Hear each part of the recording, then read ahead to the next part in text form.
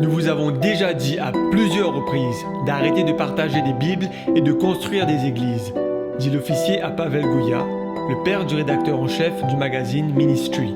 Quand la Roumanie était sous le régime communiste, ceux qui étaient contre le gouvernement ou qui partageaient l'évangile étaient ses ennemis. Ils étaient souvent arrêtés et gravement battus. Mais franchement, cela ne les arrêtait pas. Toutefois, pour quelques personnes connues, les conséquences pouvaient être pires.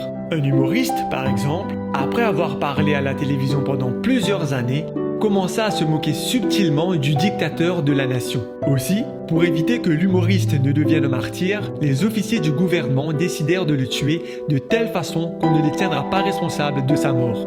Ils l'irradièrent sans qu'il ne s'en rende compte et le renvoyèrent mourir chez lui. Quand Pavel fut arrêté, les officiers ne le battirent pas. Ils ne lui donnèrent qu'un avertissement et bizarrement le laissèrent seul dans une pièce toute la nuit. Le matin, on le relâcha pour qu'il rentre chez lui.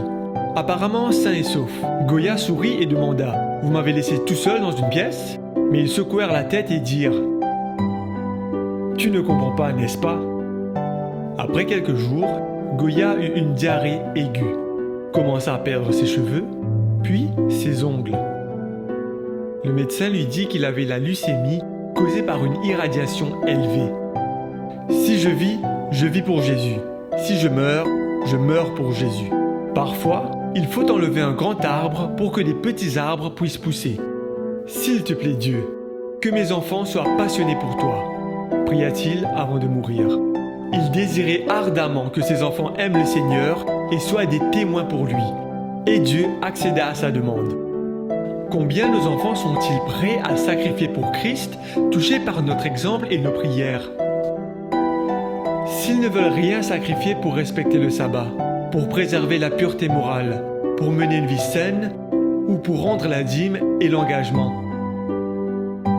vont-ils disposer plus tard à sacrifier leur vie pour Jésus? Alors que vous rendez votre dîme et que vous donnez votre engagement, priez et demandez à Dieu le courage de sacrifier tout ce qui pourrait vous empêcher d'hériter l'éternité et de transmettre cette valeur divine à vos enfants. Mettons nos désirs en dernier et Dieu en premier.